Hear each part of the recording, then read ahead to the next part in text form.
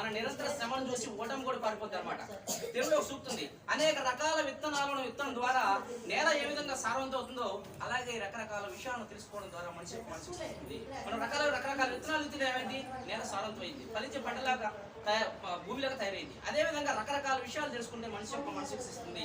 మన జీవితంలో అభివృద్ధి చెందాలంటే మనం రోజు నిత్యం నూతన మార్గాలు నివసించాలి, కొత్త కొత్త ప్రదేశాలు తిరగాలి, కొత్త కొత్త పుస్తకాలు చదవాలి. అప్పుడు మనం వినూత్న పరచబడతాం, పారదర్శకమైన విధానంలో మనం ముందుకు కొనసాగుతాం అనమాట.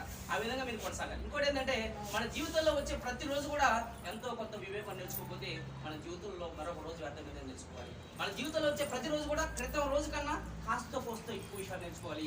మీరు పుస్తకం ద్వారానే ఏదైనా సాధించవచ్చు. ఉదాహరణకి ఒక స్వామి వివేకానంద గారిని ఒకసారి చికాగోలో క్వశ్చన్ అడిగారు ఒక రిపోర్టర్. ఎందుకు అడిగారంటే, ఏమని అడిగారంటే, స్వామి వివేకానంద గారు మీకు అన్నీ ఉంటే మీరు ఎందుకు అనేక మందితో మాట్లాడుతున్నారు, చిన్నపిల్లగాడితో కూడా మీరు ఎందుకు మాట్లాడుతున్నారు, మీకు అంత అవసరం ఏంటంటే ఆయన ఒకటే మాట్లాడాడు. ఏమన్నాడంటే, నేను ఒక్కొక్కరితో మాట్లాడుతుంటే ఒక్కొక్క రకంగా డెవలప్ అయినా అన్నాడు. అదే నేను బ్రాహ్మణుడు కదా అని చెప్పేసి నేను ఎవరితో మాట్లాడుకుంటుంటే నాకు ఎవరు పరిచయం కాదు. నేను అందగాడిని కదా అని చెప్పేసి ఎవరితో మాట్లాడుకుంటుంటే నాకు ఇంతమంది పరిచయం అయ్యేవాళ్ళు కాదు. నేను చాలా గొప్ప వ్యక్తిని అని చెప్పేసి అనుకుని ఉంటే ఇంతమంది పరిచయం అయ్యేవాళ్ళు కాదు. నాకు వజ్రవైడర్యాలు ఉన్నాయి కదా అని చెప్పేసి, డబ్బు ఉంది కదా అని చెప్పేసి నేను ఎవరితో మాట్లాడుకుంటుంటే నాకు ఈ విషయాలు తెలిసేది కాదు. కాబట్టి నేను అవన్నీ వదిలేసి ఒక్కొక్కరితో మాట్లాడితే ఒక్కొక్క రకంగా డెవలప్ అయినా అన్నాడు. ఉదాహరణకి ఒక ఆయనకి 100 కోట్లు ఉందనుకోండి, 50 కోట్లు ఉందనుకోండి, ఆ 10 ఊర్ల వరకు, ఒక మండలం వరకు, జిల్లా వరకు తెలిసింది.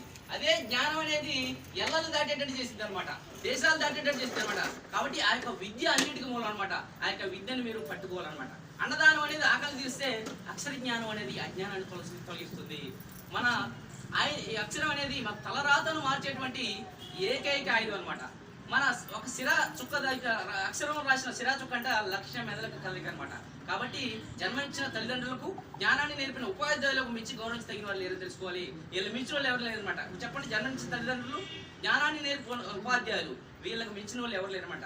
మన అబ్దుల్ కలాం గారు ఒక మాట చెప్తారు. ఏం చెప్తారంటే, చిన్న లక్ష్యం ఒక నేరం, పెద్ద లక్ష్యాన్ని ఏర్పరచుకోండి, అటువంటి అడుగుజాలను నడవండి.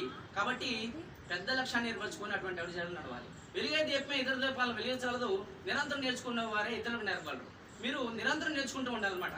నేను చిన్నప్పటి నుంచి కూడా నేను తిరిగే వాతావరణ పరిస్థితులను బట్టి, నా స్థితిగతులను బట్టి, నా ఆహాభావాన్ని బట్టి, నా భావజాలను బట్టి మీరు గుర్తుపెట్టుకునే విధానం ఆధారపడి ఉంటుంది. మీరు ఉదాహరణకి ఎటువంటి పరీక్షల్లో మీకు బాగా మార్కులు రావాలన్నా బాగా రాయాలి. బాగా రాయాలంటే గుర్తుపెట్టుకోవాలి. గుర్తుపెట్టుకోవాలంటే జ్ఞాపశక్తి ఉండాలి. జ్ఞాపశక్తి అనేది వీటన్నిటికీ మూలం. జ్ఞాపశక్తి అనేది మనతో పాటు ఉండే డైరీ లాంటిది. జ్ఞాపశక్తి అనేది ఒక మరపురాణ సౌందర్యం. ఉదాహరణకి ఒక సెల్ ఫోన్ ఉందనుకోండి, వాచ్ ఉందనుకోండి, ఈ తడి ప్రాంతాలు తీసుకోలేము.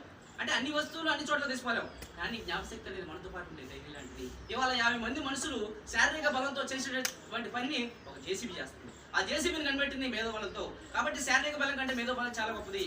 ఎంత అందంగా ఉన్న వాళ్ళైనా, ఆడవారైనా, మగవారైనా ఎండకపోతే ముఖం మాడిపోతుంది. కానీ జ్ఞాపశక్తి అనేది మరపురాణ సౌందర్యం. ఈ యొక్క జ్ఞాపశక్తిని మీరు పెంపొందించుకోవాలి. మీరు చిన్నప్పటి నుంచే ఒక లక్ష్యాన్ని ఏర్పరచుకొని అటువంటి అడుగుజాలను నడవాలి. ముందు నేర్చుకోవాలి, నేర్చుకున్న దాన్ని అనుభవించుకున్న దాన్ని తూచే తప్పని పాటించాలి.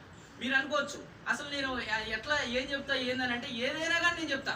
ఉదాహరణకి జిల్లాల పేర్లు ఉన్నాయి అనుకోండి, జిల్లాల పేర్లు జస్ట్ నేను ఒక 10 సెకండ్లో చెప్తాను. మీరు వినండి, మీకు 5 నిమిషాలు ముగించేస్తాను.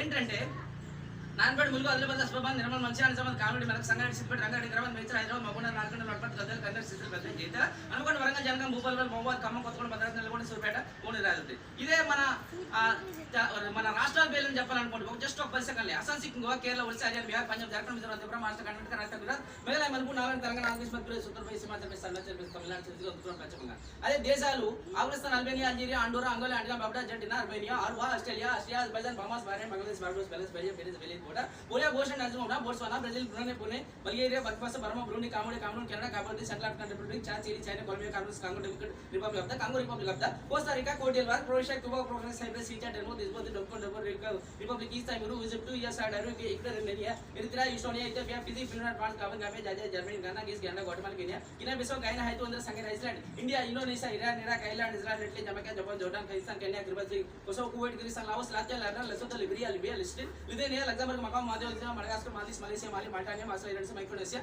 Mexico, Maldive, Monaco, Mongolia, Montenegro, నౌరియా, Nauru, Nepal, Netherland, New Zealand, Nicaragua, Nigeria, North Korea, North Malaysia, Oman, Pakistan, బలో, Pakistan, Papua New Guinea, Paraguay, Peru, Philippines, Poland, Portugal, Qatar, Romania, Russia అనమాట. Saint Kitts and Nevis, Saint Louis, Saint Vincent and the Grenadines, Samoa, San Marino, Saudi Arabia, Senegal, Sierra Leone, Singapore, Slovakia, Slovenia, Solomon Islands, South Africa, South Korea, South Sudan, Spain, Sri Lanka, Sudan, Switzerland, Sweden, Syria, Taiwan, Thailand, Tanzania, Thailand, Togo, Trinidad and Tobago, tunisia, turkey, tuvalu, turkmenistan, uganda, ukraine, united kingdom, united states of america, uruguay, uzbekistan, వనతో వాటికి settlement ఏమేమి 50 చెప్పాము. ఈ విధంగా చెప్పుకుంటూ పోతే ఒక ఇలాంటి topics ఒక 8,030 చెప్తాను. నేను ఇప్పుడు మొత్తం కలిపి ఒక 2 చెప్పాను, 2 చెప్పిన. ఇంకా అలాంటి 8,222 ఉన్నాయి అనమాట. ఏది అడిగినా కానీ చెప్తాను అనమాట. అట్లా చెప్పడం వల్లనే నేను అప్రమేధ బిరుదు కైవసం చేసుకోవడం జరిగింది అనమాట. అంటే ఇప్పుడు అవార్డు అనేది ప్రతి సంవత్సరం వస్తూనే ఉంటుంది, కానీ బిరుదు అనేది ఒకసారి వస్తుంది అనమాట. ఆ బిరుదుని నేను కైవసం చేసుకుంటే దాన్ని చాలా కష్టపడ్డాను. అవునా కదా? ప్రయత్నం అంటూ చేసే సగం పని అయినట్లే. ప్రయత్నశీలుడు అనే వ్యక్తి వృద్ధి సంపన్నుడే. మనం ప్రయత్నం చేసిన ప్రతిసారి సత్ఫలితాలు రాకపోతే, కానీ అసలు ప్రయత్నం ఏం చేయకపోతే ఏ ఫలితం లేదు. మీరు సమయాన్ని సద్వినియోగం చేసుకోవాలి. అవునా కదా? చేజారిన ఒక నిమిషాన్ని భూమిపైన ఉన్న సిరి సంపదలు ఏవి తిరిగి చేకూర్చలేవు. ఈ 2024 ఇవాళ డిసెంబర్ 10 కదా, 2024 డిసెంబర్ 9 రాదు. కాబట్టి 2025 డిసెంబర్ 9 వస్తుంది. 2024 డిసెంబర్ 9 రాదు. అంటే పోయిన అవకాశం రాదు, పోయిన కాలం రాదు, వదిలిన మాట రాదు, వదులుకున్న బాణం రావు. 4 రావు అనమాట. అమూల్యమైన కాలాన్ని సాధకం చేసుకోవడం మన జన్మ రహస్యం. కాబట్టి మీరు సమయాన్ని సద్వినియోగం చేసుకోవాలి. మీరు జ్ఞాపశక్తి మెలకువనంటే నేను ఒక 96 పేజీల పుస్తకం రాసిన, వీలైతే మీకు తీసుకొచ్చే ప్రయత్నం చేస్తా. జ్ఞాపశక్తి అంటే ఏముండదు, దానికి మెలకువలు కానీ, జిత్తులు కానీ, వ్యూహాలు కానీ, ప్రణాళికలు వేసుకోవడం కానీ, ఉపాయాలు కానీ, పథకాలు కానీ ఏముండవు. అవి మనం స్వతహాగా నేర్చుకోవాల్సిందే. ఇప్పుడు తినగా వేపాకు తీగా ఉండను, పాడగా రాగా అభివృద్ధి చెందుతుంది. పెట్టుకుంటూ ఉంటే మనకి గుర్తుపెట్టుకోవడం అలవాటు అయిపోతాను.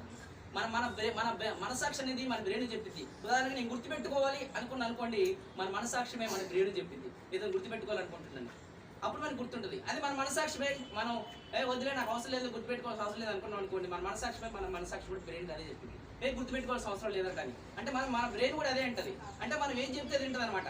మీరు చదవగా మీకు అలవాటు అయిపోతుంది.